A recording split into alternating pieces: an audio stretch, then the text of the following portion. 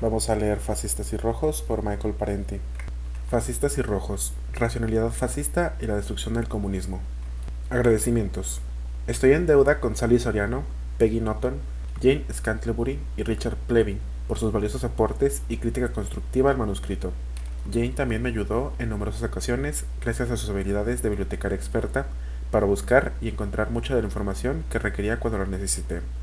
Envío mis agradecimientos también a Stephanie Welch, Neala Hasse y Catherine Cahill por toda la ayuda brindada. Una vez más, quisiera extender mis agradecimientos a Nancy J. Peters, mi editora en City Likes Books, por su apoyo y lectura crítica del texto final. También extiendo mi gratitud a mi publisher, el poeta y artista Lawrence Ferlinghetti, y por la invitación que me extendió para que me convirtiese en un autor de City Likes hace apenas unos años. Finalmente, agradezco a Stacey Lewis y a las incontables personas que participaron en la producción y la distribución de este libro. Ellos son los que hacen el trabajo. Dedicatoria. A los rojos y a los otros incontables seres anónimos que resistieron a los camisas negras del ayer y que continúan su lucha hasta el día de hoy en contra de los camisas blancas corporativos. En memoria de Sean Gervasi y Max Gundy, valiosos amigos y defensores de la justicia social. Para el que solamente conoce tu color, bandera roja, debes existir realmente, para que él exista. Tú, que ya te jactas de tantas glorias burguesas y obreras, vuelve a ser un trapo para que el pobre te agite. Pier Paolo Pasolini. Prefacio. Este libro invita a aquellos inmersos en la ortodoxia prevaleciente del capitalismo democrático a dudar de puntos de vista iconoclasistas, a cuestionar los dogmas de la mitología del libre mercado y la persistencia del anticomunismo tanto de derecha como de izquierda, y a considerar de nuevo, con una mente receptiva pero no crítica, los esfuerzos históricos de los tan calumniados rojos y de otros revolucionarios. La ortodoxia política que demoniza el comunismo impregna toda la perspectiva política. Incluso la gente de izquierda ha internalizado la ideología liberal conservadora que equipara al fascismo y al comunismo como gemelos totalitarios igualmente malvados. Dos grandes movimientos de masas del siglo XX. Este libro intenta mostrar las enormes diferencias entre el fascismo y el comunismo, tanto en el pasado como en el presente, tanto en la teoría como en la práctica, especialmente en lo que respecta a cuestiones de igualdad social, acumulación de capital privado e interés de clase. La mitología ortodoxa también nos invita a creer que las democracias occidentales, con Estados Unidos a la cabeza, se ha opuesto a ambos sistemas totalitarios con igual vigor. De hecho, los líderes estadounidenses se han dedicado sobre todo a hacer del mundo un lugar seguro para la inversión transnacional y el sistema de ganancias privadas. En pos de este objetivo, han utilizado el fascismo para proteger al capitalismo, mientras afirman estar salvando la democracia de las garras del comunismo. En las páginas siguientes analizo cómo el capitalismo se propaga y se beneficia del fascismo, el valor de la revolución en el avance de la condición humana, las causas y efectos de la destrucción del comunismo, la relevancia continua del marxismo y el análisis de clase y la naturaleza despiadada del poder en manos de la clase capitalista. Hace más de un siglo, en su gran obra Les Miserables, Víctor Hugo se preguntaba, ¿llegará el futuro? Estaba pensando en un futuro de justicia social, libre de las terribles sombras de la opresión impuesta por unos pocos sobre la gran masa de la humanidad. Últimamente, algunos eruditos han anunciado el fin de la historia, con el derrocamiento del comunismo. La épica lucha entre sistemas alternativos ha terminado, dicen. La victoria del capitalismo ha sido arrasadora. No hay grandes transformaciones a la vista. El libre mercado global está aquí para quedarse. Lo que ves es lo que vas a conseguir, por ahora y para siempre. Esta vez, la lucha de clases ha terminado definitivamente. Así se responde a la pregunta de Hugo. El futuro sí ha llegado, aunque no el que él esperaba. Esta teoría intelectualmente anémica del fin de la historia fue aclamada como una exgénesis brillante y recibió una generosa acogida por parte de los comentaristas y críticos de los medios controlados por las corporaciones. Sirvió perfectamente a la cosmovisión oficial, diciendo lo que los altos círculos nos habían estado diciendo durante generaciones, que la lucha entre clases no es una realidad cotidiana, sino una noción obsoleta, que un capitalismo sin trabas estaba aquí para quedarse ahora y para siempre, que el futuro pertenece a quienes controlan el presente. Pero la pregunta que realmente debemos hacernos es, ¿tenemos futuro?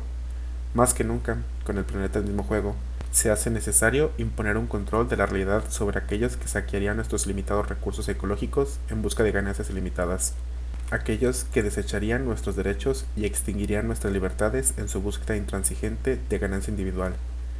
La historia nos enseña que todas las élites gobernantes tratan de presentarse con el orden social natural y duradero, incluso aquellas que se encuentran en grandes crisis que amenazan la reproducción de sus estructuras jerárquicas de poder y privilegio, y todas las élites gobernantes son desdeñosas e intolerantes con los puntos de vista alternativos. La verdad es incómoda para aquellos que pretenden servir a nuestra sociedad cuando en realidad solo se sirven a sí mismos a nuestra costa. Espero que este esfuerzo desmonte la gran mentira. Puede que la verdad no nos haga libres, como afirma la Biblia, pero es un enorme paso en esa dirección. Capítulo 1. Racionalidad fascista. Mientras caminaba por la pequeña Italia Nueva York, pasé por una tienda de novedades que exhibía carteles y camisetas de Benito Mussolini dando el saludo fascista. Cuando entré en la tienda y le pregunté al empleado por qué se ofrecían esos artículos, respondió: bueno, a algunas personas les gusta, y ya sabes, tal vez necesitemos a alguien como Mussolini en este país. Su comentario fue un recordatorio de que el fascismo sobrevive como algo más que una curiosidad histórica. Peor que los carteles o las camisetas son las obras de varios escritores empeñados en explicar a Hitler o reevaluar a Franco, o de alguna otra manera higienizar la historia fascista. En Italia, durante la década de 1970, surgió una verdadera industria artesanal de libros y artículos que afirmaban que Mussolini no solo hacía que los trenes funcionaran a tiempo, sino que también hacía que Italia funcionara bien. Todas estas publicaciones, junto con muchos estudios académicos convencionales, tienen una cosa en común: dicen poco o nada sobre las políticas de clase de la Italia fascista y la Alemania nazi. ¿Cómo trataron estos regímenes los servicios sociales, los impuestos, los negocios y las condiciones laborales? ¿En beneficio de quién y a expensas de quién? La mayor parte de la literatura sobre el fascismo y el nazismo no nos los dice. Los plutócratas escogieron a los autócratas. Comencemos echando un vistazo al fundador del fascismo, Benito Mussolini. Nació en 1883, hijo de un herrero.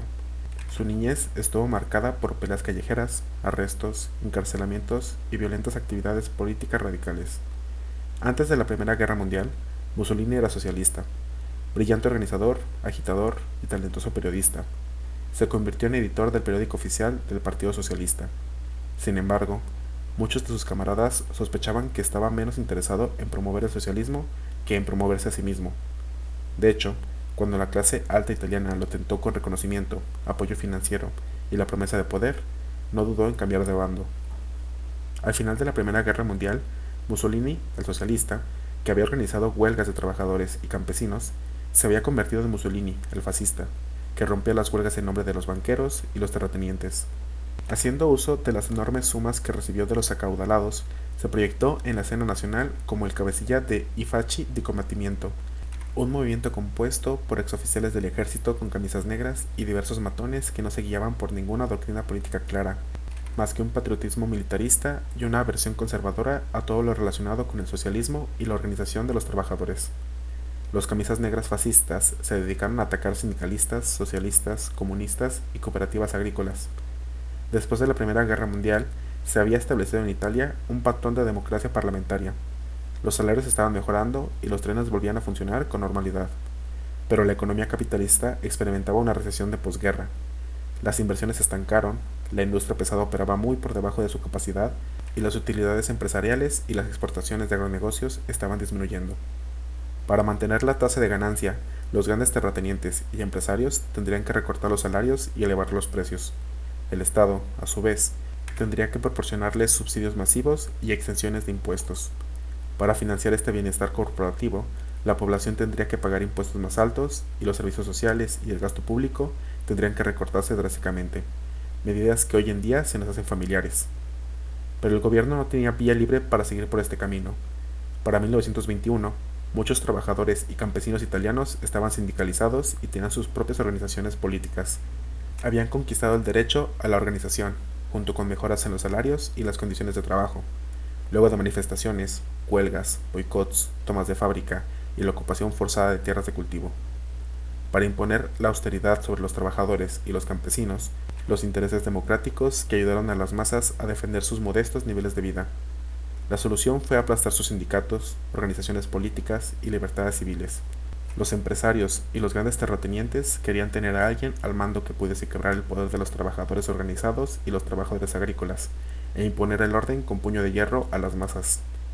Benito Mussolini, acompañado de sus cuadrillas de camisas negras, parecía el candidato perfecto para esta tarea.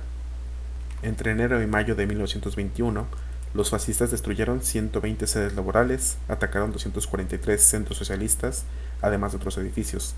Asesinaron a 202 trabajadores, sin contar a los 44 que murieron a manos de la policía y la gendarmería, e hirieron a 1.144. Durante este periodo fueron detenidos 2.240 obreros y solo 162 fascistas.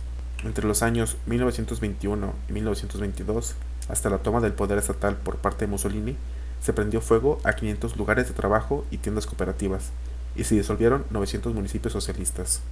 En 1922, la Federación Industrial, compuesto por los líderes de la industria, junto con representantes de las asociaciones bancarias y agroindustriales, se reunieron con Mussolini para planificar la marcha sobre Roma, la cual recibiría un financiamiento de 20 millones de liras, con el respaldo adicional de los principales oficiales militares y jefes de la policía de Italia. Tuvo lugar la, entre comillas, revolución. En realidad, un golpe de estado fascista. 2 años después de tomar el poder estatal, Mussolini cerró todos los periódicos de oposición y aplastó a los partidos socialista, liberal, católico, demócrata y republicano, que en conjunto obtenían alrededor del 80% de los votos. Los líderes sindicales, los líderes campesinos, los delegados parlamentarios y otros críticos del nuevo régimen fueron apaleados, exiliados o asesinados por escuadrones terroristas fascistas. El Partido Comunista Italiano soportó la represión más severa de todas, pero logró mantener una valiente resistencia clandestina que finalmente se convirtió en una lucha armada contra los camisas negras y las fuerzas de ocupación alemanas. En Alemania, tuvo lugar un patrón similar de complicidad entre fascistas y capitalistas. Los trabajadores y campesinos alemanes habían conquistado el derecho a sindicalizarse, la jornada laboral de 8 horas y el seguro de desempleo. Pero para elevar los niveles de ganancias, la industria pesada y las grandes finanzas necesitaban reducir los salarios de sus trabajadores y recibir subsidios estatales masivos, además de recortes de impuestos. Durante la década de 1920, las Sturmabteilung o SA nazis, las tropas de asalto de camisas pardas, se utilizaron principalmente como una fuerza paramilitar, antilaboral, cuya función era aterrorizar a los trabajadores y campesinos. Para 1930, la mayoría de los magnates habían llegado a la conclusión de que la República de Weimar ya no satisfacía sus necesidades y era demasiado complaciente con la clase trabajadora. Aumentaron considerablemente el dinero destinado a Hitler, impulsado el partido nazi hasta que logró relevancia nacional. Los magnates proporcionaron a los nazis generosos fondos para flotas de automóviles y altavoces para saturar las ciudades y los pueblos de Alemania, junto con fondos para organizaciones del partido nazi, grupos juveniles y fuerzas paramilitares. Para el momento de la campaña de 1932, Hitler había reunido suficientes fondos como para volar a 50 ciudades en apenas 2 semanas. En esa misma campaña, los nazis obtuvieron el 37.3% de los votos, el porcentaje más elevado que lograron obtener en una elección nacional democrática. Nunca tuvieron a la mayoría de la gente de su lado.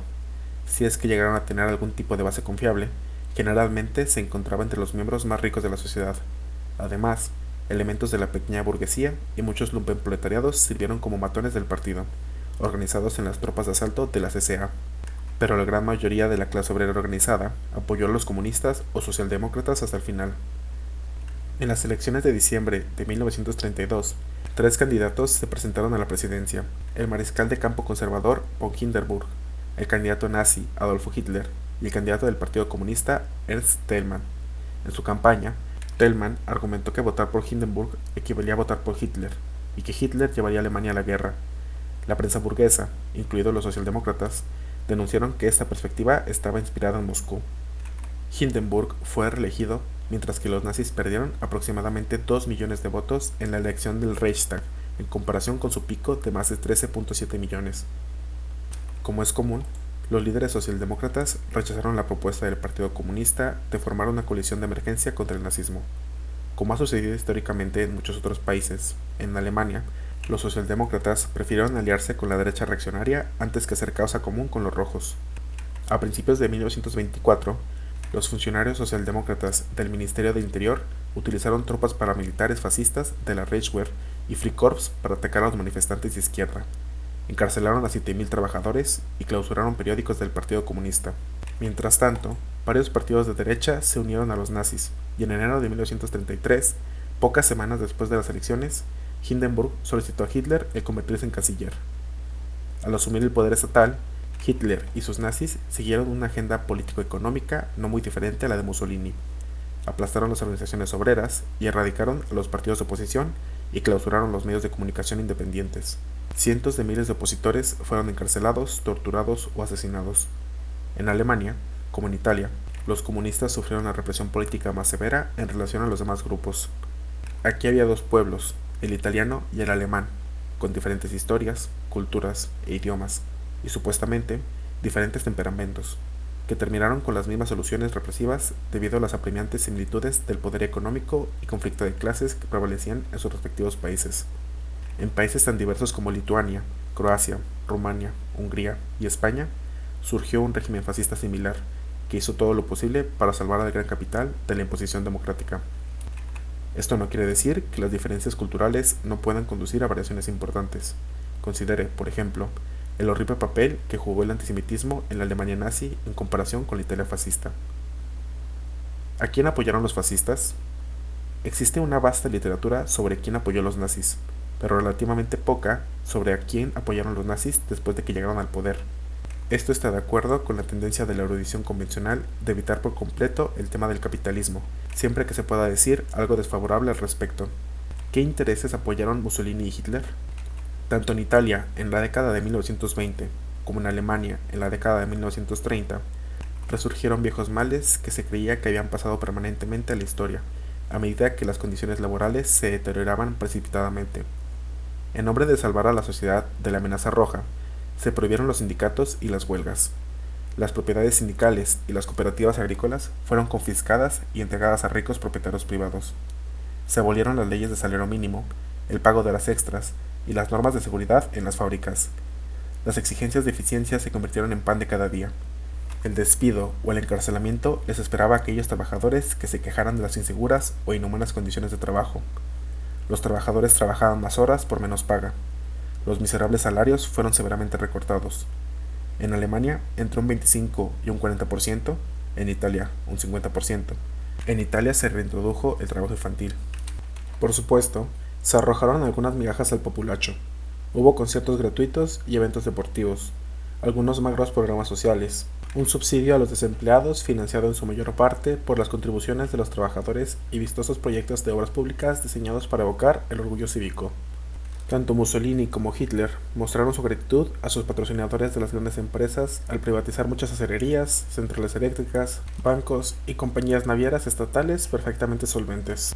Ambos regímenes recurrieron al erario público para reflotar o subsidiar la industria pesada. La agricultura de agronegocios se expandió y se subsidió fuertemente.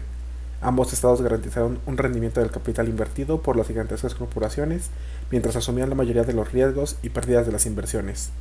Como suele ocurrir con los regímenes reaccionarios, el capital público fue desvalijado por el capital privado. Al mismo tiempo se incrementaron los impuestos al pueblo, pero se redujeron o se eliminaron para los ricos y las grandes empresas. El impuesto a las herencias de los ricos se redujo drásticamente o fue directamente abolido. ¿El resultado de todo esto? En Italia, durante la década de 1930, la economía se vio afectada por la recesión, una deuda pública asombrosa y una corrupción generalizada. Pero las utilidades empresariales aumentaron y las fábricas de armamentos se afanaron en apurar la producción de armas para la guerra que se avecinaba. En Alemania, el desempleo se redujo a la mitad con la considerable expansión de los trabajos que generó el sector armamentístico, pero la pobreza aumentó debido a los drásticos recortes salariales. Y de 1935 a 1943, las utilidades empresariales aumentaron sustancialmente, mientras que los ingresos netos de las grandes empresas subieron un 46%.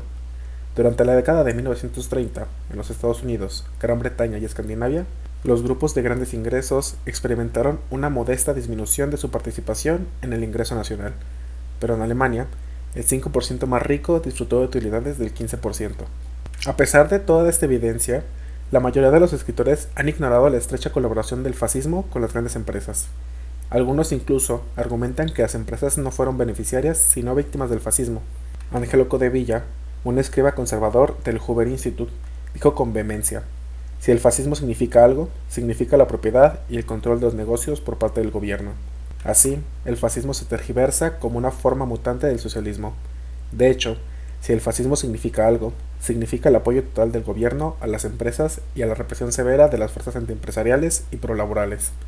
El exizquierdista y conservador renacido Eugen Genovés llegó con entusiasmo a la conclusión de que es una interpretación sin sentido ver al fascismo como un engendro del gran capital.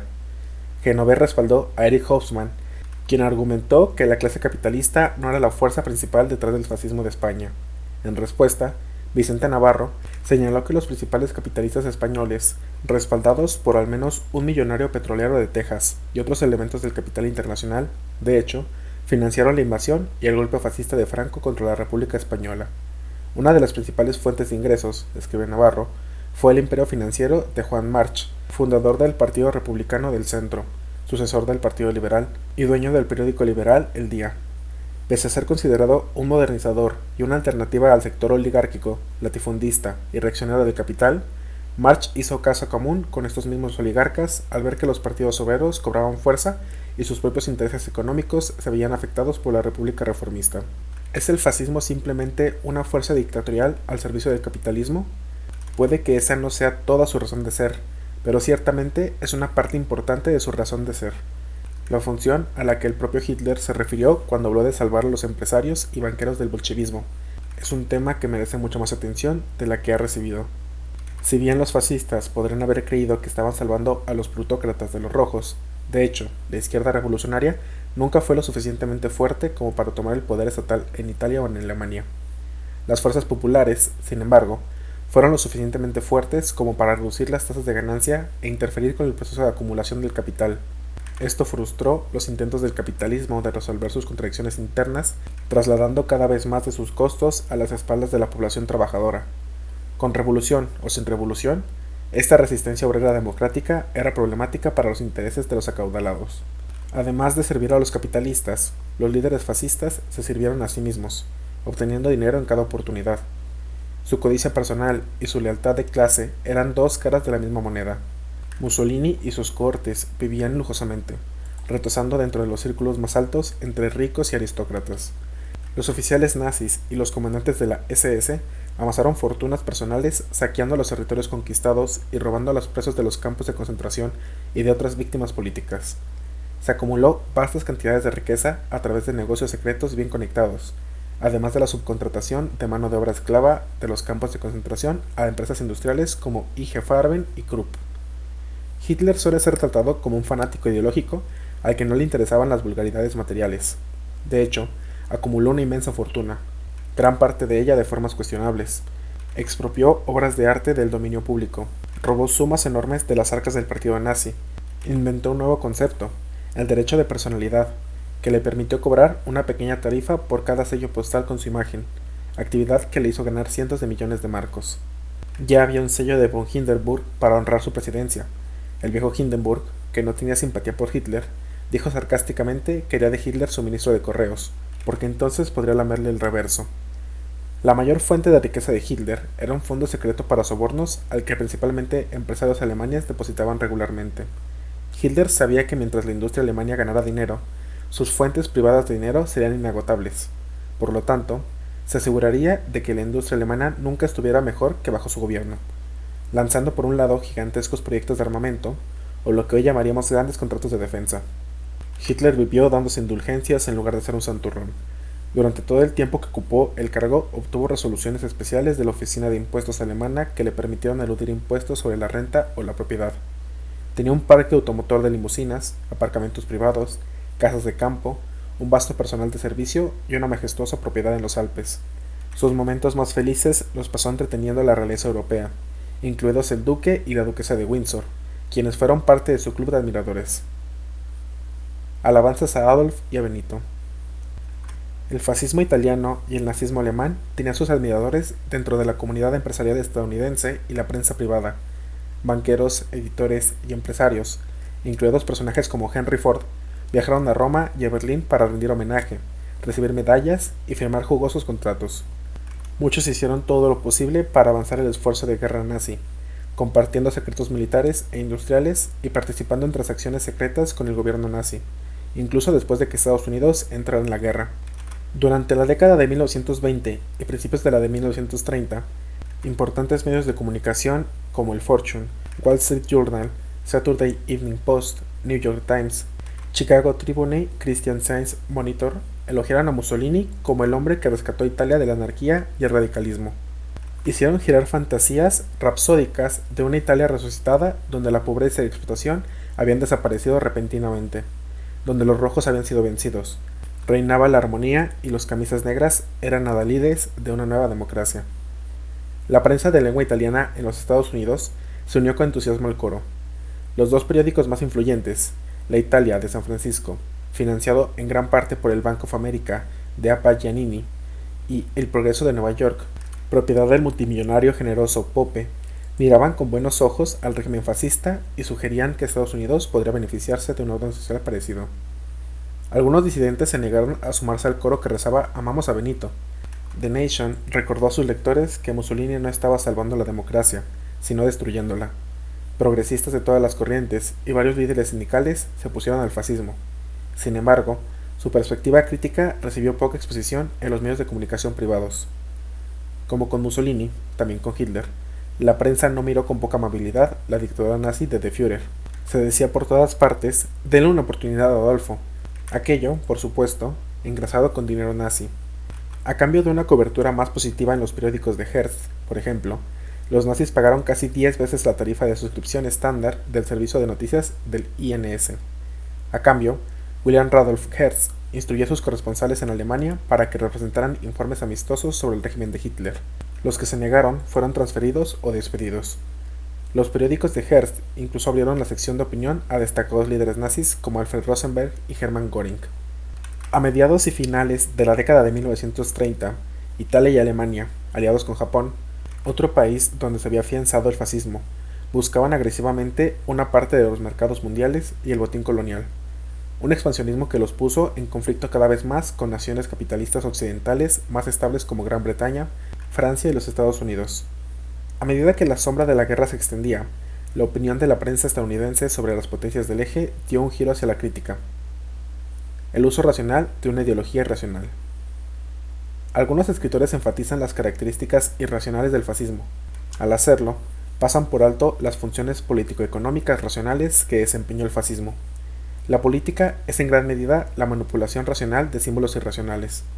Por supuesto, esto aplica a la ideología fascista, cuyos llamamientos emotivos han cumplido una función de control de clase. Primero fue el culto al líder, en Italia, il Duce, en Alemania, der Führerprinzip. Con el culto al líder vino la idolatría del Estado. Como escribió Mussolini, la concepción fascista es del Estado y ella es del individuo, en cuanto a que él coincide con el Estado. El fascismo predica el gobierno autoritario de un Estado que lo abarca todo y un líder supremo. Ensalza los impulsos humanos más encarnizados de conquista y dominación, mientras rechaza el igualitarismo, la democracia, el colectivismo y el pacifismo como doctrinas impregnadas de debilidad y decadencia. El compromiso de la paz, escribió Mussolini, es hostil al fascismo. La paz perpetua, afirmó en 1934, es una doctrina deprimente. Solo en la lucha cruel y la conquista podían alcanzar los hombres o las naciones su más alta realización.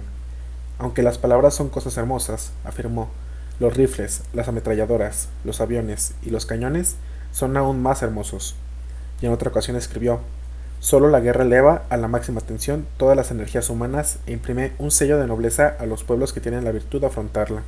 Irónicamente, la mayoría de los reclutas del ejército italiano no tenían las agallas para el belicismo de Mussolini y tendían a retirarse de la batalla una vez que descubrían que el otro lado estaba empleando munición real.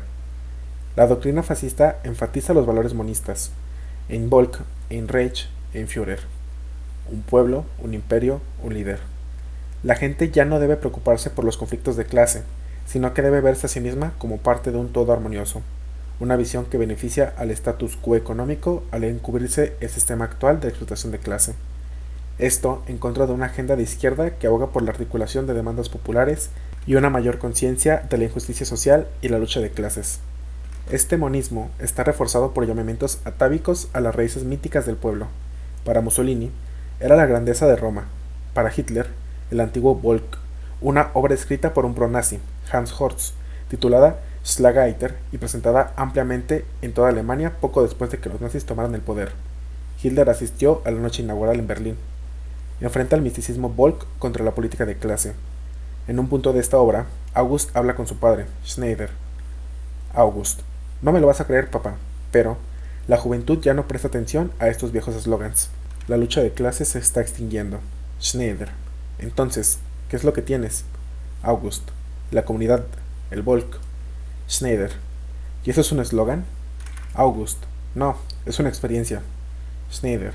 Dios mío, nuestra lucha de clases, nuestras huelgas, no fueron una experiencia, ¿verdad?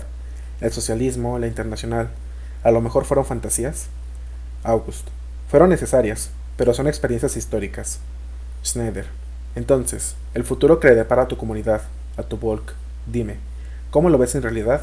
Pobres, ricos, saludables, de élite, menesterosos, todo esto deja de existir para ti, ¿verdad? August. Mira, papá, la élite, los menesterosos, los pobres, los ricos, todo eso existirá para siempre. Lo que en realidad es relevante es la importancia que uno le da a aquella pregunta. Para nosotros, la vida no encuentra sus límites en el trabajo ni en el mercado. En cambio, creemos en la existencia humana como un todo. Ninguno de nosotros considera que ganar dinero es lo más importante. Lo que deseamos es servir. El individuo es un corpúsculo en las arterias de su pueblo. Los comentarios del hijo son reveladores. La lucha de clases se está extinguiendo. La preocupación del padre por los abusos del poder de clase y la injusticia de clase se descarta fácilmente como un estado de ánimo sin realidad objetiva. Incluso se equipara falsamente con una crasa preocupación por el dinero. Ninguno de nosotros considera que ganar dinero es lo más importante. Presumiblemente, los asuntos relacionados con la riqueza deben dejarse en manos de quienes la tienen. Tenemos algo mejor, dice August, una experiencia totalista y monística como pueblo. Todos nosotros, ricos y pobres, trabajando juntos por más gloria. Convenientemente, se pasa por alto cómo los gloriosos sacrificios son soportados por los pobres en beneficio de los ricos. La posición enunciada en esa obra y en otra propaganda nazi no revela una indiferencia de clase. Muy por el contrario, representa una aguda conciencia de los intereses de clase, un esfuerzo bien diseñado para enmascarar y silenciar la fuerte conciencia de clase que existía entre los trabajadores en Alemania. En medio de aquella astuta negación, podemos ver cómo admiten, en secreto, lo que pretenden negar. El patriarcado y la pseudo-revolución. El chauvinismo, el racismo, el sexismo y los valores patriarcales del fascismo también sirvieron a un interés de clase conservador. La doctrina fascista, especialmente la variedad nazi, se compromete explícitamente con la supremacía racial. Se dice que los atributos humanos, incluidos el estatus de clase, se heredan a través de la sangre. La posición de uno en la estructura social se toma como una medida de la naturaleza innata del individuo. La genética y la biología se organizan para justificar la estructura de clases existente, no muy diferente de lo que los académicos racistas están haciendo hoy en día con sus teorías de la curva de campana y las tonterías eugenésicas recalentadas. El fascismo apoya, además de la desigualdad de raza y de clase, la homofobia y la desigualdad sexual. Entre las primeras víctimas del nazismo se encontraba un grupo de nazis homosexuales, líderes de las tropas de asalto de las SA. Cuando las quejas sobre el comportamiento abiertamente homosexual de Ernst Röhm, líder de las SA, y algunos de sus camisas pardas llegaron a Hitler después de que tomó el poder, emitió una declaración oficial en la que afirmaba que el problema pertenecía puramente al dominio privado y que la vida privada de los oficiales de la SA no podían ser objeto de escrutinio a menos que entrasen en conflicto con los principios básicos de la ideología nacionalsocialista. Las SA paramilitares habían sido utilizados para ganar la batalla en las calles contra los sindicalistas y rojos. Las tropas de asalto actuaron como una fuerza pseudo-revolucionaria que empleó agravios masivos acompañados de una condena retórica del capital financiero. Cuando la membresía de las SA se disparó a 3 millones en 1933, esto fue demasiado incómodo para los grandes industriales y los patricios militares. Habría que acabar con los camorristas callejeros de las SA que denunciaban la decadencia burguesa y exigían que se compartiera la riqueza y se diera conclusión a la revolución nazi. Luego de utilizar a las SA para hacerse del poder estatal, Hitler empleó al Estado para neutralizar a las SA. Ahora, de repente, la homosexualidad de Röhm entró en conflicto con la ideología nacional socialista. En realidad, había que decapitar a las SA no porque sus líderes fueran homosexuales, aunque esa era la razón aducida, sino porque amenazaban con convertirse en un grave problema. Röhm y otros 300 miembros de las SA fueron ejecutados, pero no todos eran homosexuales.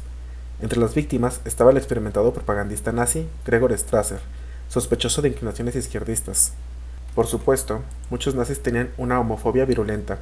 Uno de los más poderosos de todos, el líder de las SS, Heinrich Himmler, vio a las homosexuales como una amenaza para la masculinidad alemana y la fibra moral de los pueblos teutónicos, ya que un mariquita homosexual no procrearía ni sería un buen soldado.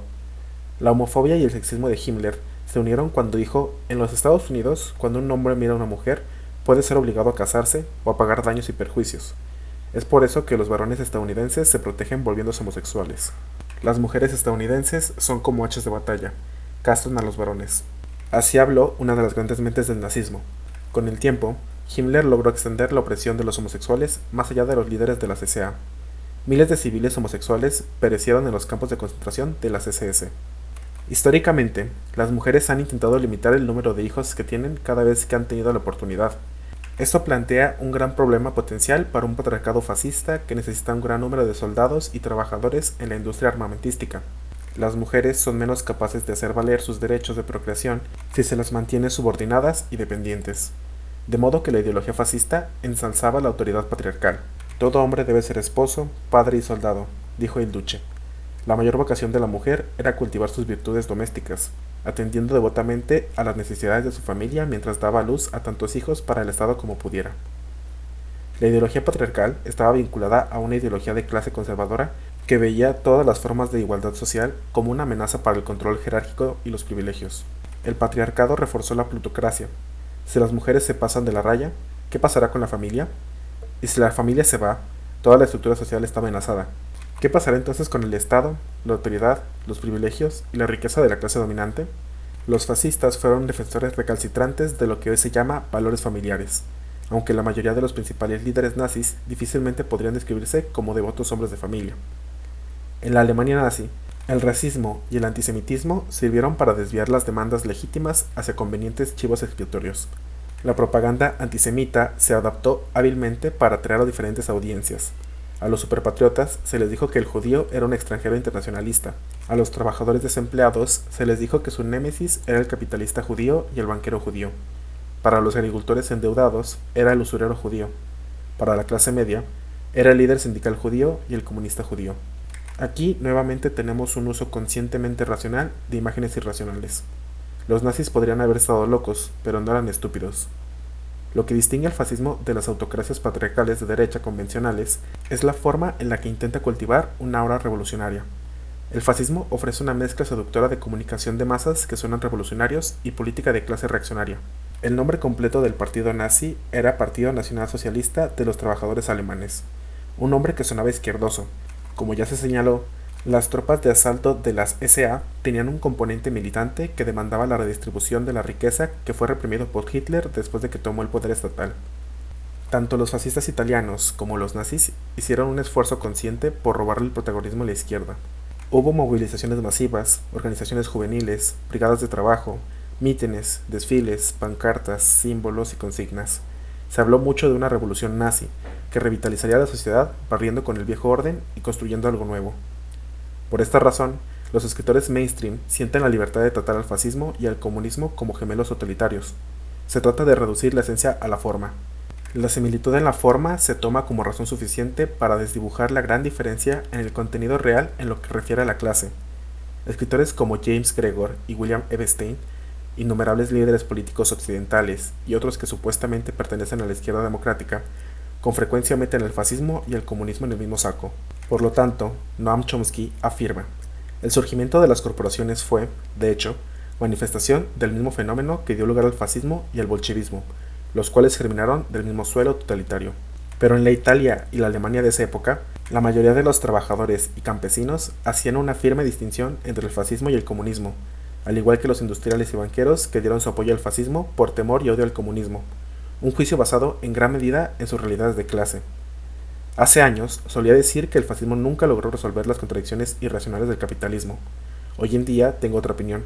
Sí logró este objetivo, pero solo para los capitalistas, no para el pueblo. El fascismo nunca tuvo la intención de ofrecer una solución social que sirviera a la población en general, solo una solución reaccionaria, imponiendo todas las cargas y pérdidas sobre el pueblo trabajador. Despojado de su parafernalia ideológica y organizativa, el fascismo no es más que una solución final a la lucha de clases, la sumersión totalista y la explotación de las fuerzas democráticas en beneficio y ganancia de la élite financiera. El fascismo es una revolución falsa. Cultiva la apariencia de política popular y una aura revolucionaria sin ofrecer un verdadero contenido de clase revolucionario.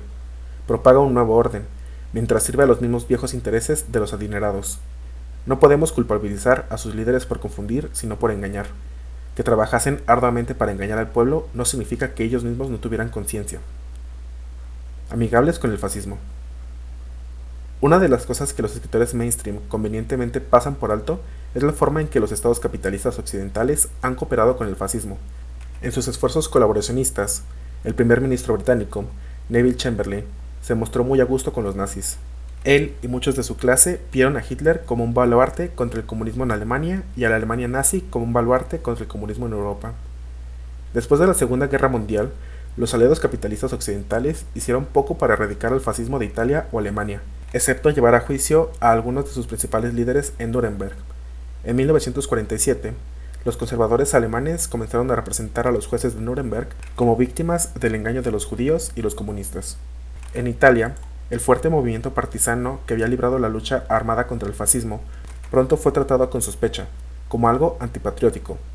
Un año después de la guerra, casi todos los fascistas italianos fueron liberados de prisión, mientras que cientos de comunistas y otros partisanos de izquierda que habían estado luchando contra la ocupación nazi fueron encarcelados. La historia dio un vuelco, transformando a los camisas negras en víctimas y a los rojos en criminales. Las autoridades aliadas brindaron su apoyo para estas medidas. Bajo el amparo de las autoridades de ocupación estadounidenses, la policía, los tribunales, las fuerzas armadas, las agencias de seguridad y la burocracia permanecieron integradas en gran medida por aquellos que habían servido a los antiguos regímenes fascistas o por sus reclutas ideológicos, como ocurre hasta el día de hoy. Los perpetradores del Holocausto asesinaron a 6 millones de judíos, medio millón de gitanos, miles de homosexuales, varios millones de ucranianos, rusos, polacos y otros, y se salieron con la suya, en buena parte porque las mismas personas que se suponía debían investigar esos crímenes fueron ellos mismos cómplices. En comparación, cuando los comunistas se hicieron cargo de Alemania Oriental, eliminaron alrededor del 80% de los jueces, maestros y funcionarios que habían colaborado con los nazis. Encarcelaron a miles y ejecutaron 600 líderes del partido nazi por crímenes de guerra. Habrían fusilado a más criminales de guerra si no hubiesen huido tantos al abrazo protector de Occidente. ¿Qué pasó con las empresas estadounidenses que colaboraron con el fascismo? El Chase National Bank de la familia Rockefeller usó su oficina de París en Vichy, Francia, para ayudar a lavar dinero alemán para facilitar el comercio internacional nazi durante la guerra, y lo hizo con total impunidad. Corporaciones como DuPont, Ford, General Motors y AT&T poseían fábricas en países enemigos que producían combustible, tanques y aviones que causaban estragos en las fuerzas aliadas. Después de la guerra, en lugar de ser procesada por traición, AT&T recaudó $27 millones del gobierno de los Estados Unidos por daños de guerra infligidos a sus plantas alemanas por los bombarderos aliados. General Motors recaudó más de $33 millones. Los pilotos recibieron instrucciones de no atacar fábricas en Alemania que fueran propiedad de empresas estadounidenses.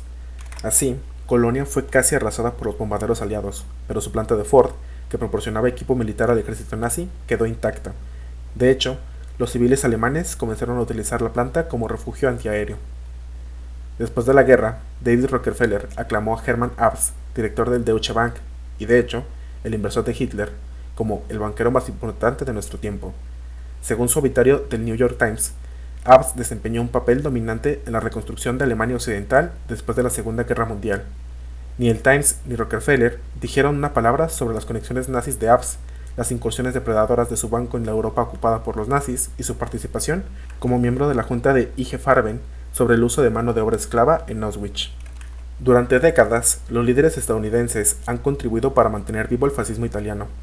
De 1945 a 1975, las agencias gubernamentales de Estados Unidos dieron un estimado de $75 millones a organizaciones de derecha en Italia, incluidas algunas con estrechos vínculos con el neofascista Movimiento Social Italiano, MSI. En 1975, el entonces secretario de Estado, Henry Kissinger, se reunió en Washington con el líder del MSI, Giorgio Almirante, para discutir qué alternativas podrían considerarse en caso de que los comunistas italianos ganaran las elecciones y tomaran el control del gobierno. Cientos de criminales de guerra nazis encontraron refugio en los Estados Unidos, ya sea viviendo en un cómodo anonimato o como empleados de las agencias de inteligencia de los Estados Unidos durante la Guerra Fría, y disfrutando de la protección de personas de alto rango. Algunos de ellos llegaron a ser asesores de campaña para candidatos republicanos a la presidencia, tales como Richard Nixon, Ronald Reagan y George Bush. Uno de ellos, Bolesław Majkowicz, un jefe de policía letón que huyó a Alemania Occidental para escapar de las investigaciones soviéticas sobre crímenes de guerra y luego los Estados Unidos, Estuvo fuertemente implicado en la matanza nazi de más de 200 aldeanos letones. Sirvió durante un tiempo en un subcomité del Partido Republicano para reelegir al presidente Nixon. Luego huyó de regreso a Alemania para evitar una investigación tardía de crímenes de guerra en Estados Unidos, y murió a la avanzada edad de 92 años. Los criminales de guerra nazis han recibido ayuda de las agencias de inteligencia occidentales, grandes empresarios, el ejército e incluso el Vaticano. En octubre de 1944, el comandante de paracaidistas alemán, Mayor Walter Reder, asesinó a 1836 civiles indefensos en un pueblo cerca de Bolonia, Italia, como represalia contra las actividades partisanas. Fue liberado de prisión en 1985, luego de que el Papa Juan Pablo II, entre otros, hiciera un comunicado a su favor, sin considerar las enérgicas protestas de los familiares de las víctimas. En Italia, de 1969 a 1974, elementos de alto rango en la inteligencia militar italiana y las agencias de inteligencia civil, miembros del P2, una logia secreta de reaccionarios de clase alta, funcionarios profascistas del Vaticano y altos mandos militares, y Gladio, una fuerza mercenaria anticomunista inspirada en la OTAN, se embarcaron en una campaña concentrada de terror y sabotaje conocida como la Estrategia de Tensión. Entre los participantes podemos encontrar a un grupo neofascista secreto llamado Ordine Nuovo, funcionarios de la OTAN, miembros de los Carabinieri, jefes de la mafia, 30 generales, 8 almirantes y masones influyentes como Licio Gelli, un criminal de guerra fascista reclutado por la inteligencia estadounidense en 1944. El terrorismo fue apoyado e instigado por el Departamento de Seguridad Internacional, liderado por la CIA.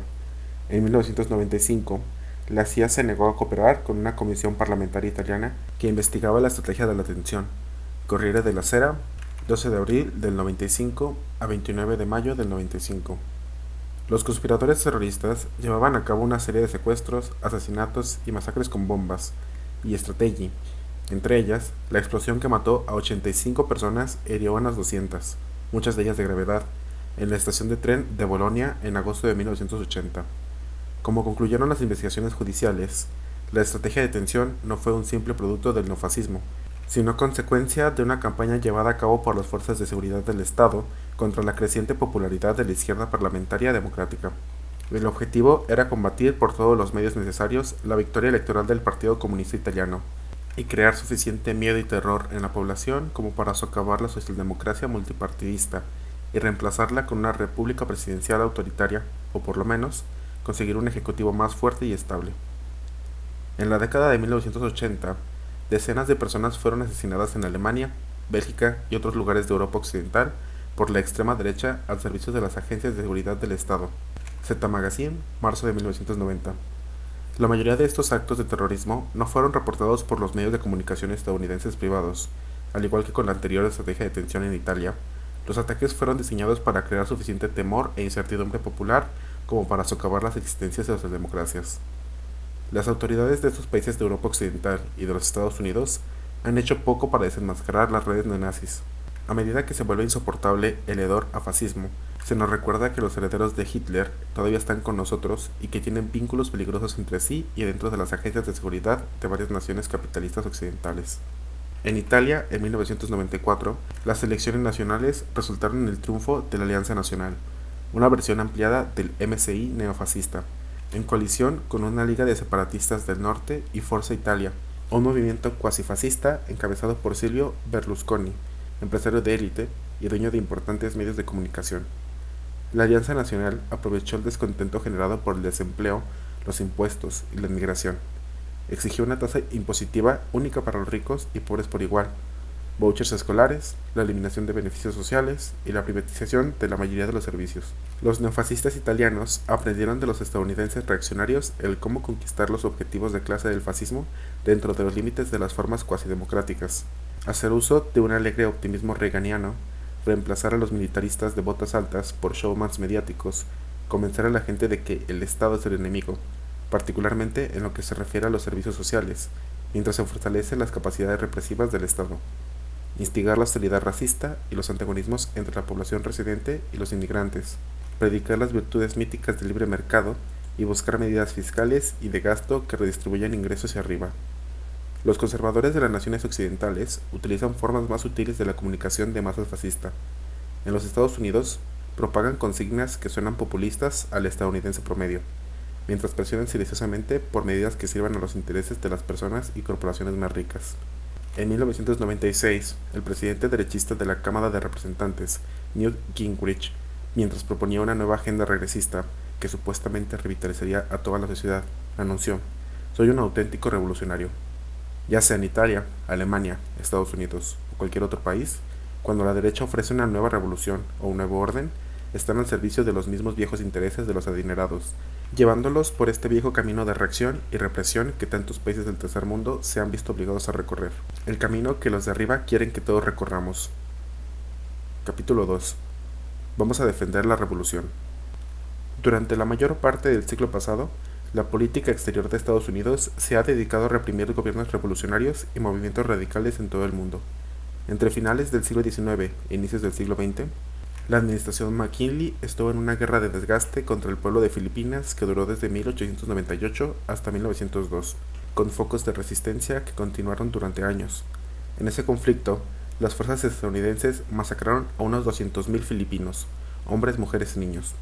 Casi al mismo tiempo, Estados Unidos invadió China, apoyado por varias potencias coloniales europeas para ayudar a reprimir la rebelión de los Boxers, resultando en una pérdida sustancial de vidas para los rebeldes chinos.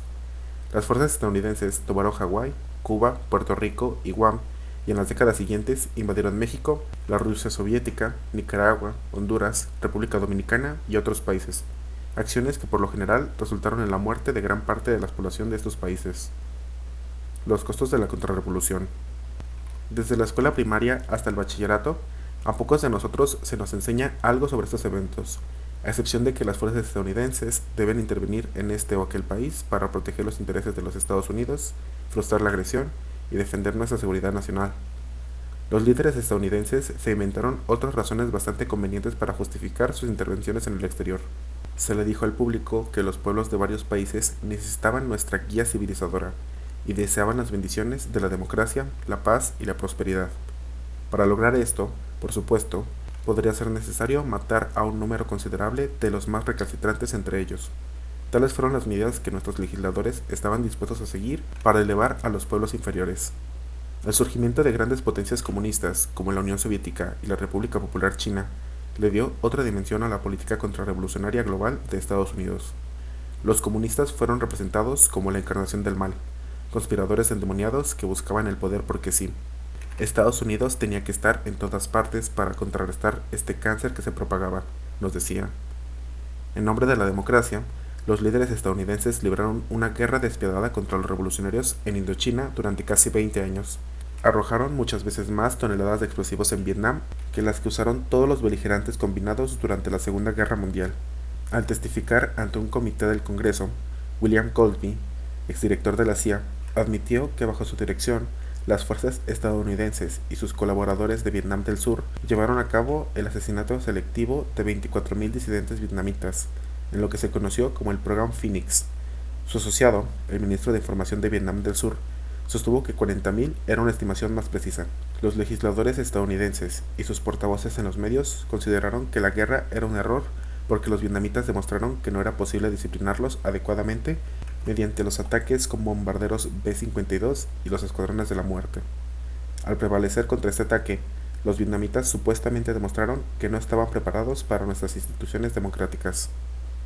En busca de la contrarrevolución y en nombre de la libertad, las fuerzas estadounidenses o las fuerzas apoyadas por Estados Unidos masacraron a 2 millones de norcoreanos en una guerra que duró 3 años, 3 millones de vietnamitas, más de 500.000 en Laos y Camboya, más de 1.500.000 en Angola, más de 1 millón en Mozambique, más de 500.000 en Afganistán, 500.000 a 1 millón en Indonesia, 200.000 en Timor Oriental, 100.000 en Nicaragua, combinando las eras de Somoza y Reagan, más de 100.000 en Guatemala, sumando más de 40.000 desaparecidos, más de 700.000 en Irak, más de 60.000 en El Salvador, 30.000 durante el terrorismo de Estado de Argentina, aunque el gobierno solo admite a 9.000, 95.000 en Taiwán cuando llegaron militares del Kuomintang de China, 20.000 en Chile y muchos más miles en Haití, Panamá, Granada, Brasil, Sudáfrica, Sahara Occidental, Zaire, Turquía y docenas de otros países, en lo que equivale a un holocausto mundial librecambista.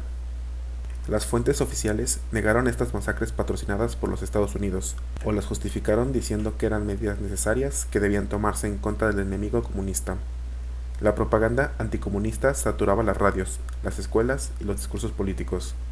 A pesar de repetir hasta el hartazgo la amenaza que representaban los rojos, a menudo ficticia, los líderes de opinión nunca explicaron qué fue lo que hicieron realmente los comunistas en materia de política socioeconómica. Esto podría explicar por qué, a pesar de décadas de propaganda anticomunista, la mayoría de los estadounidenses, incluyendo a aquellos bastante letrados políticamente, son incapaces de ofrecer un argumento informado acerca de las políticas sociales llevadas a cabo en las sociedades comunistas. Los propagandistas antirrojos no soltaron una palabra acerca de cómo los revolucionarios en Rusia, China, Cuba, Vietnam, Nicaragua y otros países nacionalizaron las tierras acaparadas por los ricos terratenientes e iniciaron enormes programas educativos, de salud, vivienda y trabajo. Ni una palabra acerca de cómo sus esfuerzos elevaron los estándares de vida de cientos de millones de personas en países que habían sufrido bajo el yugo de la opresión feudal y el saqueo del colonialismo occidental, una mejora en el bienestar nunca antes vista en la historia. No importó que los revolucionarios de varios países asiáticos, africanos y latinoamericanos disfrutasen de apoyo popular y estuviesen dispuestos a tomar una posición neutral en la relación este-occidente, en lugar de cobijarse bajo las alas de Moscú o de Pekín. También fueron blanco de la arremetida contrarrevolucionaria. Existió poca diferencia entre oponerse a los comunistas porque pudiesen ser revolucionarios y oponerse a los revolucionarios porque cabía la sospecha de que fuesen comunistas.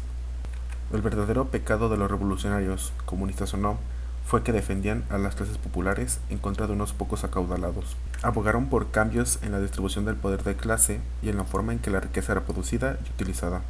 Añoraban que se redujese el desarrollo individualista a costa de los demás y, en cambio, tuviese lugar una mejora colectiva para todo el pueblo trabajador. Presunciones de poder.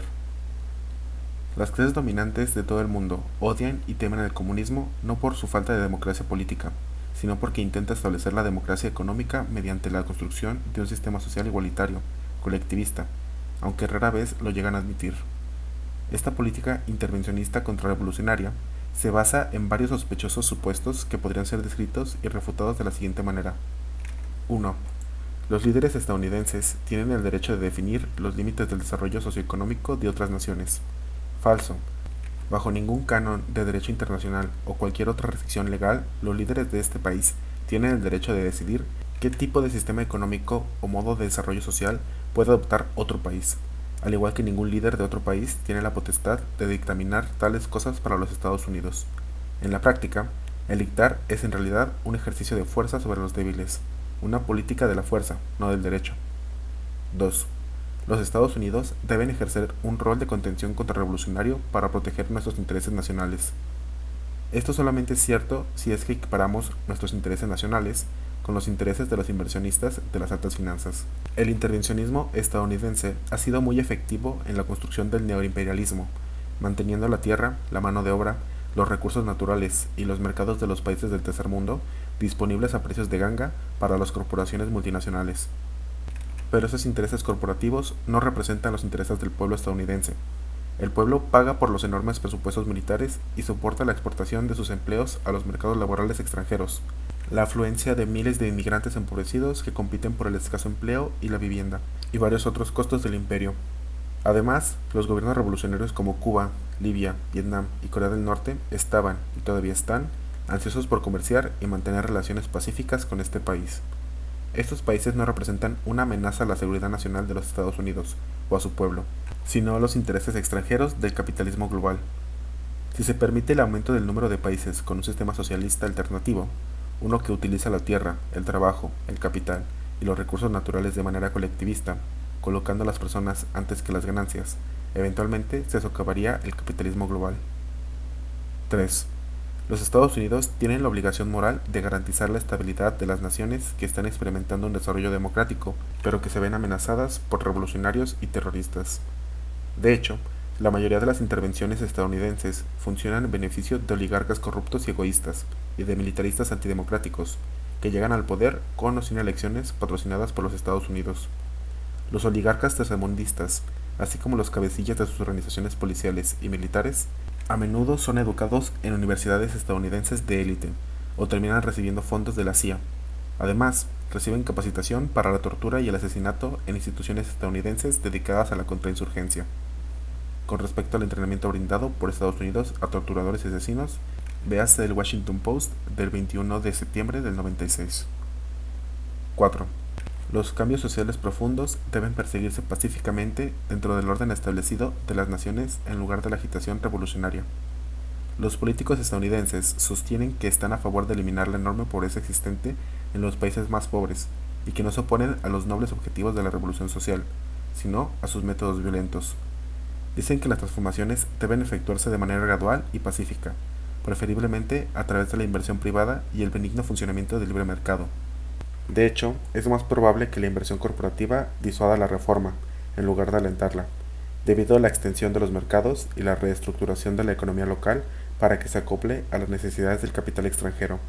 El capital financiero internacional no tiene ningún interés en mejorar las condiciones de vida de los pueblos del tercer mundo.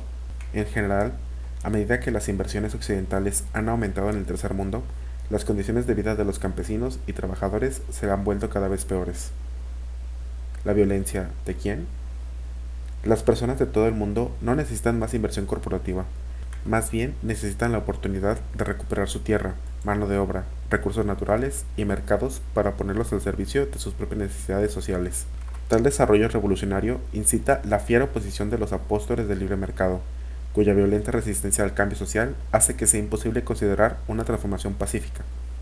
Incluso en países como los Estados Unidos, donde se han logrado pequeñas reformas sin revolución, los medios pacíficos empleados han implicado lucha popular y agitación, y una cantidad considerable de violencia y derramamiento de sangre, casi todo infligido por la policía y las fuerzas de seguridad. Es bastante raro que se mencione este último punto en las discusiones sobre la ética de la violencia revolucionaria. El concepto mismo de la violencia revolucionaria es falso, ya que la mayoría de la violencia proviene de aquellos que intentan impedir la reforma, no de los que luchan por la reforma. Al centrarnos en la rebelión violenta de los oprimidos, ignoramos la enorme fuerza opresiva y la violencia utilizada por los oligarcas en el poder para mantener el status quo, desde ataques armados a manifestaciones pacíficas, arrestos masivos, tortura, la destrucción de organizaciones de oposición, represión de publicaciones disidentes, escuadrones de la muerte, el exterminio de pueblos enteros, etc. La mayoría de las revoluciones sociales comienzan de forma pacífica. ¿Por qué sería de otra manera? ¿Quién no preferiría reunirse y manifestarse en lugar de participar en un combate mortal contra fuerzas despiadadas que disfrutan de todas las ventajas en movilidad y artillería? La revolución en Rusia, China, Vietnam y El Salvador comenzaron pacíficamente, con multitudes de campesinos y trabajadores que lanzaban protestas pacíficas solamente para enfrentarse a la violenta opresión de las autoridades. La protesta pacífica y las reformas son exactamente lo que es negado al pueblo por los oligarcas en el poder. Los disidentes que contraatacan, que tratan de defenderse de la furia represiva de los oligarcas, son entonces llamados revolucionarios violentos y terroristas. Para aquellas élites locales e internacionales que mantienen el control sobre la mayor parte de la riqueza del mundo, la revolución social es una abominación. Si es pacífica o violenta, no es de importancia para ellos. Las reformas pacíficas que reducen la acumulación y ponen en peligro sus privilegios de clase son tan inaceptables para ellos como la agitación social impuesta por una revolución. Las reformas que mejoran las condiciones de vida del pueblo no son materialmente imposibles ni dependen tanto de los recursos del capital como se nos ha hecho creer.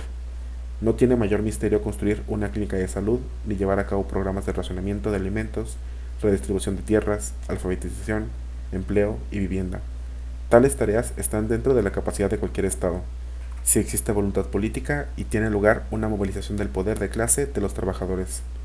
Consideremos Kerala, una región de la India donde las acciones de las organizaciones populares y los movimientos de masas han obtenido importantes victorias en los últimos 40 años contra la opresión político-económica, generando un nivel de desarrollo social considerablemente mejor que el que se encuentra en la mayor parte del tercer mundo, y logrado sin inversión extranjera. Kerala tiene una alfabetización masiva, tasas de natalidad y mortalidad más bajas que el resto de la India, mejores servicios de salud pública, menos trabajadores infantiles, niveles nutricionales más elevados gracias a un sistema de racionamiento de alimentos subsidiado públicamente, apoyo legal y programas educativos para mujeres y algunas protecciones de seguridad social para trabajadores y para los indigentes y discapacitados. Además, el pueblo de Kerala alteró radicalmente un complejo y explotador sistema de relaciones agrarias y obtuvo importantes victorias contra las formas más terribles de la opresión de castas. Aunque Kerala no tiene fuentes especiales de riqueza, ha tenido décadas de organización comunista y lucha política que alcanzó y conmovió a un gran número de personas y dio vida a la democracia en la región. Pese a que son escasas las veces en que se ha obtenido el poder gubernamental, es el Partido Comunista el que ha establecido la agenda legislativa básica para el pueblo de Kerala, señala el académico indio Ramachandran. Todo esto no es para negar que muchas personas en Kerala soportan condiciones inaceptables de pobreza. Aún así, a pesar de un bajo nivel de ingresos y recursos limitados, los logros forjados por la intervención gubernamental democrática e impulsados por las acciones de masas han sido sustanciales, marcando la diferencia entre una existencia modestamente soportable y la miseria total. Muchos pueblos del tercer mundo producen organizaciones populares dedicadas y capaces, como lo hicieron los comunistas en Kerala, pero generalmente son destruidas por las fuerzas estatales represivas. En Kerala, la agitación y los aportes del pueblo aprovecharon las aperturas democráticas y, a su vez, le dieron más sustancia social a la democracia. Lo que se necesita para el mejoramiento social no son los préstamos del Fondo Monetario Internacional o las inversiones corporativas, sino la organización política y la oportunidad democrática, y la libertad del terrorismo de Estado patrocinado por Estados Unidos. Los programas de ayuda exterior de Estados Unidos ofrecen otro ejemplo de cómo la política imperialista se disfraza de reforma social en las naciones del tercer mundo. Los programas de ayuda no están destinados a efectuar mejoras sociales significativas. En el mejor de los casos, financian proyectos fragmentados de poco impacto. Más a menudo se utilizan para socavar los mercados locales, expulsar a los pequeños agricultores de sus tierras, construir las instalaciones de transporte y oficinas que necesitan los inversores extranjeros, aumentar la deuda y la dependencia económica de un país y abrir aún más su economía a la penetración de las empresas multinacionales. Libre mercado para unos pocos. Los revolucionarios del tercer mundo son tildados de enemigos de la estabilidad. Estabilidad entre comillas, es una palabra clave para una sociedad en la que los privilegios están firmemente arraigados. Cuando las fuerzas populares se movilizan en contra de los privilegios y la riqueza, provocan inestabilidad, lo cual es juzgado como algo indeseable por los legisladores estadounidenses y sus mamporreos en los medios de comunicación gringos. Aquí lo que tenemos es un fetichismo engañoso. Lo que se presenta como un compromiso de Estados Unidos con el cambio pacífico y no violento es en realidad un compromiso con la defensa violenta de un capitalismo global, injusto y antidemocrático. Estados Unidos emplea la coerción y la violencia no en apoyo de la reforma social, sino en su contra. Todo en nombre de la estabilidad, el contraterrorismo, la democracia y más recientemente, y con más honestidad, el libre mercado. Cuando fue jefe del personal de planificación de políticas del Departamento de Estado durante los primeros años de la Guerra Fría, el destacado autor George Kennan reveló la despiadada mentalidad del Realpolitik, de quienes buscan perpetuar la desigualdad social dentro y entre las naciones. Kennan sostuvo que un Estados Unidos rico frente a un mundo empobrecido no podría permitirse el lujo del turismo y la beneficencia mundial, y debía dejar de hablar de objetivos vagos e irreales como los derechos humanos, la elevación del nivel de vida y la democratización. Cuanto menos nos obstaculicen las consignas idealistas, mejor. Hablando en una sesión informativa para los embajadores de Estados Unidos en América Latina, Kennan comentó: "La respuesta final puede ser desagradable, pero no debemos dudar ante la represión policial por parte del gobierno local. Esto no es vergonzoso, ya que los comunistas son traidores en esencia. Es mejor tener un régimen fuerte y represivo en el poder que un gobierno liberal si es indulgente y relajado con y penetrado por los comunistas". En un informe de inteligencia del Departamento de Estado de 1949, Kennan escribió que los comunistas eran personas comprometidas con la creencia de que el gobierno tiene la responsabilidad directa del bienestar del pueblo, así que hubo que tratarlos con dureza sin tener en cuenta sutilezas como la democratización y los derechos humanos. Se dice que Estados Unidos no puede renegar de sus obligaciones con los demás pueblos y que debe continuar como líder mundial. El resto del mundo espera eso de nosotros. Pero la gente común del mundo nunca ha solicitado el liderazgo mundial de Estados Unidos. Muy por el contrario, por lo general, quieren que Estados Unidos se vaya a casa y los deje lidiar con sus propios asuntos. Esto se debe a que el compromiso de los Estados Unidos no está con la gente común de estos países, sino con las facciones reaccionarias privilegiadas que tienen buena relación con los inversionistas occidentales. Como indican los comentarios de Kennan, los políticos estadounidenses no se han preocupado por promover el bienestar de los pueblos empobrecidos de todo el mundo, sino por derrotar a quienes salían con la gente común, sean rojos o no. Incluso con todos sus graves defectos, ¿no representan los gobernantes del tercer mundo, apoyados por Estados Unidos, algo mejor que el tipo de tiranía que podrían tener los comunistas y los revolucionarios totalitarios? Los defensores académicos del intervencionismo estadounidense, como Samuel P. Huntington, de la Universidad de Harvard lo creen así: por muy malo que sea un mal determinado, uno peor siempre es posible y a menudo probable, concluye Huntington, y defiende como males menores los regímenes asesinos en Chile bajo Pinochet y Sudáfrica bajo el apartheid. En marzo de 1988, en esa misma declaración, Huntington describe a Mangosuthu Buthelezi, el jefe del Partido de la Libertad Inkatha de Sudáfrica, apoyado por la CIA, como un notable reformador democrático contemporáneo. Es bastante conocido que Buthelezi colaboró con los altos mandos del ejército y la policía durante el apartheid en el asesinato de miles de simpatizantes del Congreso Nacional Africano. El coronel Eugene de Kock, el oficial de más alto rango condenado por crímenes de apartheid, quien una vez se describió a sí mismo como el asesino más eficiente del gobierno, testificó que había entregado armas, vehículos y entrenamiento a la organización de Buthelezi para una estrategia de ataque total contra las fuerzas democráticas opuestas al apartheid. No se puede negar que Buthelezi se podría llevar bien con Huntington. Podríamos recordar la distinción de Jean Kirkpatrick entre gobiernos autoritarios de derecha benignos, que supuestamente no son tan brutales y permiten cambios graduales, y horribles gobiernos totalitarios de izquierda que reprimen a todos. La distinción real es que el gobierno de derecha mantiene los privilegios, el orden existente del libre mercado, manteniendo el mundo seguro para las jerarquías empoderadas y las clases ricas del mundo. En contraste, los, entre comillas, totalitarios de izquierda quieren abolir las relaciones de propiedad explotadoras y crear un sistema económico más igualitario. Su preferencia por los que no tienen sobre los que tienen es lo que los hace tan despreciables a los ojos de la élite. Los líderes estadounidenses afirman estar ofendidos por ciertas características de los gobiernos revolucionarios, como el gobierno de un solo partido y la implementación coercitiva del cambio revolucionario.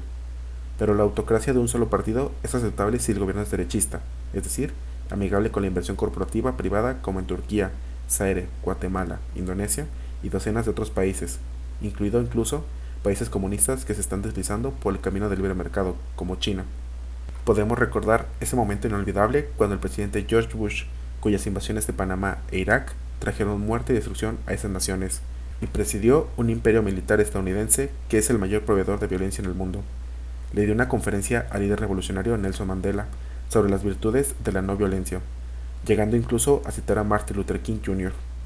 Durante la visita de Mandela a Washington en junio de 1990, el verdadero pecado de Mandela a los ojos de Bush fue que él era parte de un movimiento revolucionario que se comprometió en la lucha armada contra un régimen de apartheid violentamente represivo en Sudáfrica. La capacidad de percepción selectiva de Bush tenía toda la audacia no examinada de una ideología dominante que condena solo a quienes actúan contra un status quo injusto, no a quienes usan la violencia para preservarlo. Habría sido un gran alivio para la gente de todo el mundo que el presidente de los Estados Unidos hubiera adoptado una política de no violencia para su propio gobierno. De hecho, jamás hizo tal cosa. La revolución trae libertad. Los líderes político-económicos estadounidenses pueden considerar indeseables las reformas revolucionarias, pero la mayoría de las personas que viven en sociedades revolucionarias las ven como algo preferible a los viejos regímenes y consideran que vale la pena defenderlas. La invasión de Cuba por Bahía de Cochinos fue un fiasco no por una cobertura aérea suficiente, sino porque el pueblo cubano cerró filas detrás de su gobierno y echó atrás a los invasores. Otro pueblo cautivo, los norvietnamitas, actuaron de manera similar a principios de la década de 1970.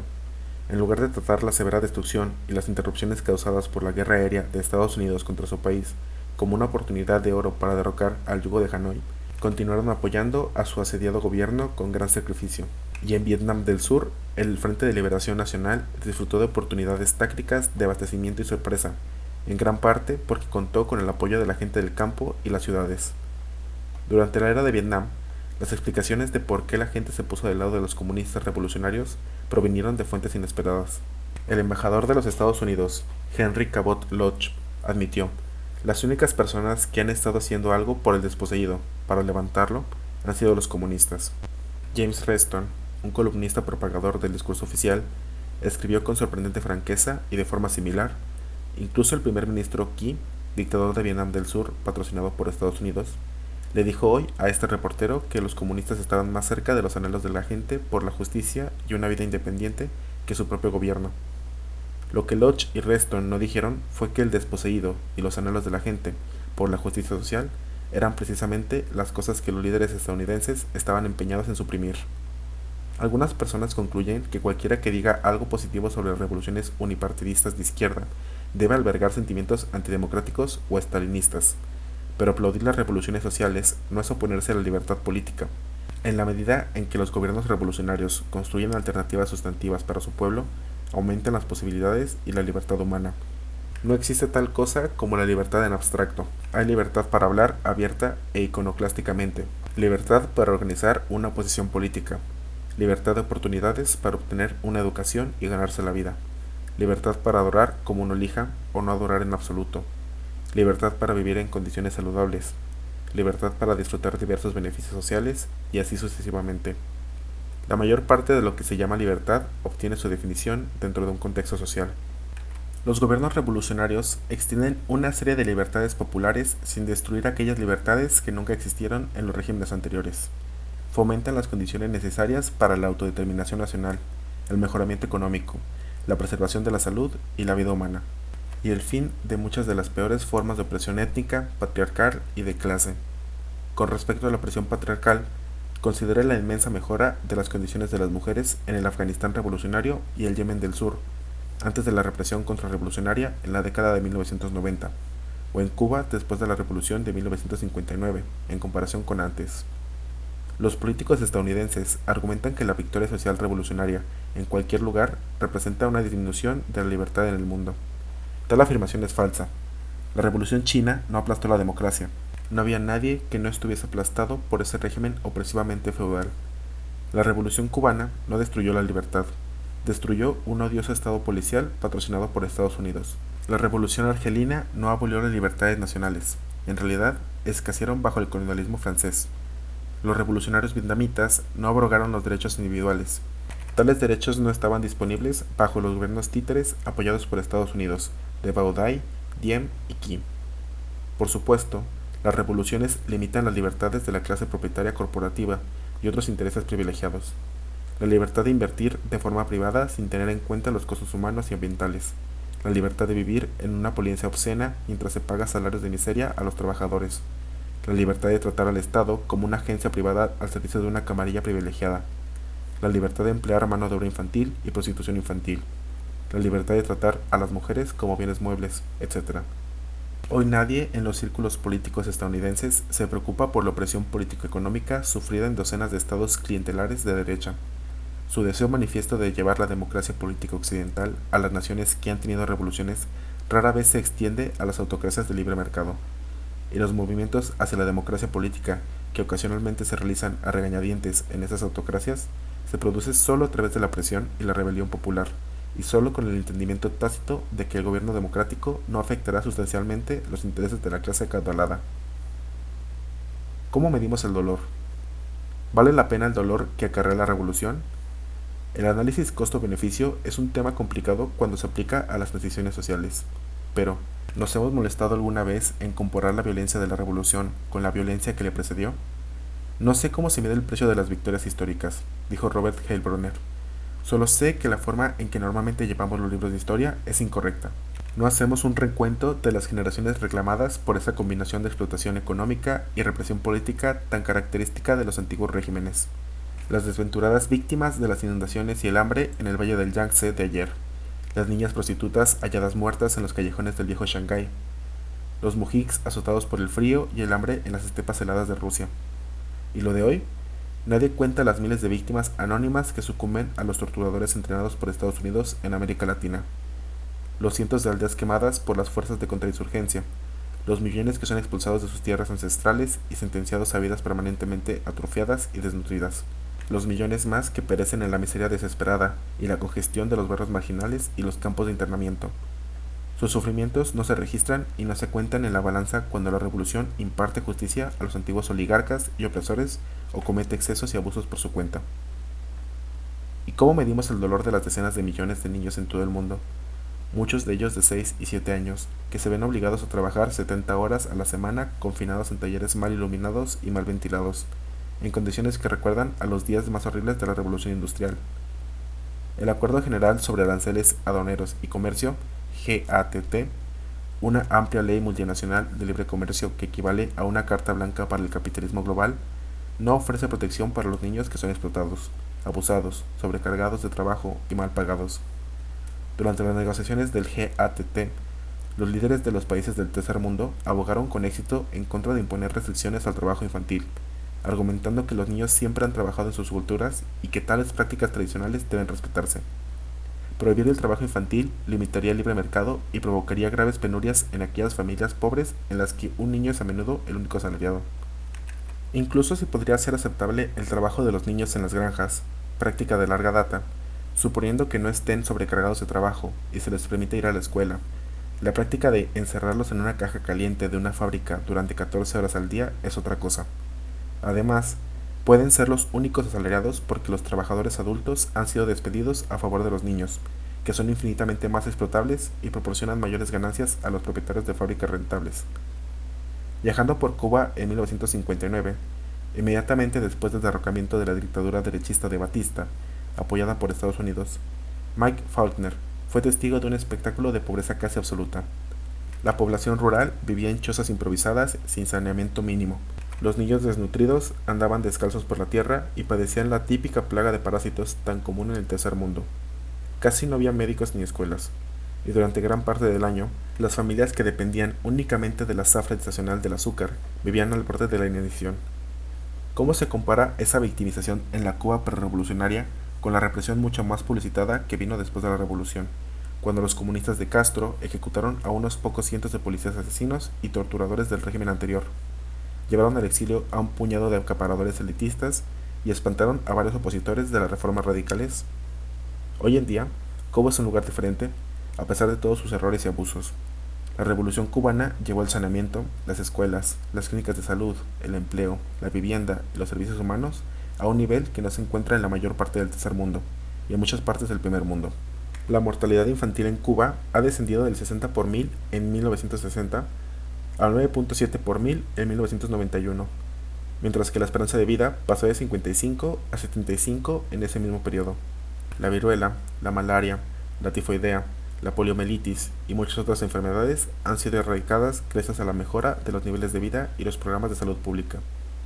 Cuba ha disfrutado de un nivel de alfabetización más alto que en los Estados Unidos y una esperanza de vida que se compara bien con las naciones industriales más avanzadas. Otros pueblos, además del cubano, se han beneficiado, como lo cuenta Fidel Castro. La revolución cubana ha enviado maestros, médicos y trabajadores a decenas de países del tercer mundo, sin cobrar un centavo. Derramó su propia sangre luchando contra el colonialismo, luchando contra el apartheid y el fascismo. En un momento teníamos 25.000 estudiantes del tercer mundo estudiando con becas. Todavía tenemos muchos estudiantes becados de África y otros países. Además, nuestro país ha tratado a más de 13.000 niños que fueron víctimas de la tragedia de Chernobyl, más que todos los países juntos. De eso no hablan, y por eso nos bloquean. El país con más docentes per cápita de todos los países del mundo, incluidos los países desarrollados. El país con más médicos per cápita de todos los países del mundo, uno por cada 214 habitantes. El país con más instructores de arte per cápita de todos los países del mundo. El país con más monitores deportivos del mundo. Eso te da una idea del esfuerzo que implica. Un país donde la esperanza de vida supera los 75 años. ¿Por qué están bloqueando a Cuba? Porque ningún otro país ha hecho más por su gente. Es el odio a las ideas que representa Cuba. El pecado de Cuba a los ojos de los capitalistas del mundo no es su falta de democracia. La mayoría de los regímenes capitalistas del tercer mundo son mucho más represivos. El verdadero pecado de Cuba es que ha tratado de desarrollar una alternativa al sistema capitalista global, un orden socioeconómico igualitario que colocó la propiedad corporativa bajo propiedad pública, abolió a los inversionistas capitalistas como una entidad de clase y antepuso a las personas a las ganancias y la independencia nacional a la servidumbre del FMI. Ahora, un think tank conservador como la Heritage Foundation calificó a Cuba junto con Laos, Irak y Corea del Norte como los países con el nivel más bajo de libertad económica. Los países con un alto nivel de libertad económica eran aquellos que imponían pocos o ningún impuesto o regulación a las empresas y carecían de protecciones salariales, controles de precios, garantías ambientales y beneficios para los pobres. La libertad económica es la verdadera preocupación de conservadores y plutócratas. La libertad de utilizar grandes sumas de dinero para acumular sumas aún mayores, independientemente de los costos humanos y ambientales. La productividad masiva, junto con la distribución elitista, da como resultado más riqueza para unos pocos y mayor pobreza para la mayoría. Entonces, después de 2 siglos de un desarrollo tecnológico increíble y una expansión económica sin precedentes, La cantidad de personas que viven en la pobreza en el mundo capitalista ha crecido más rápidamente que cualquier otro cohorte demográfica. La población de barrios marginales del mundo ha aumentado a un ritmo mucho mayor que la población mundial total. El asombroso crecimiento de la productividad industrial ha ido acompañado de una necesidad, miseria y represión cada vez más crudas. En resumen, existe un vínculo causal entre las grandes concentraciones de riqueza y la pobreza generalizada. La próxima vez que alguien predique el Evangelio del libre mercado, de la libertad económica y la productividad, debemos preguntarnos, ¿en beneficio de quién y a costa de quién? Aquellos que muestran preocupación por las élites derrocadas en el torbellino de la revolución también deben tener en cuenta los cientos de millones más que son aniquilados por la economía reaccionaria. Si todas las rebeliones fueran reprimidas con éxito hoy y para siempre, la violencia contra la humanidad de la autocracia del libre mercado estaría con nosotros con más fuerza que nunca, como de hecho está sucediendo. Por estas razones, aquellos de nosotros que estamos genuinamente preocupados por la democracia, la justicia social y la supervivencia de nuestro planeta, deberíamos apoyar en lugar de oponernos a las revoluciones populares.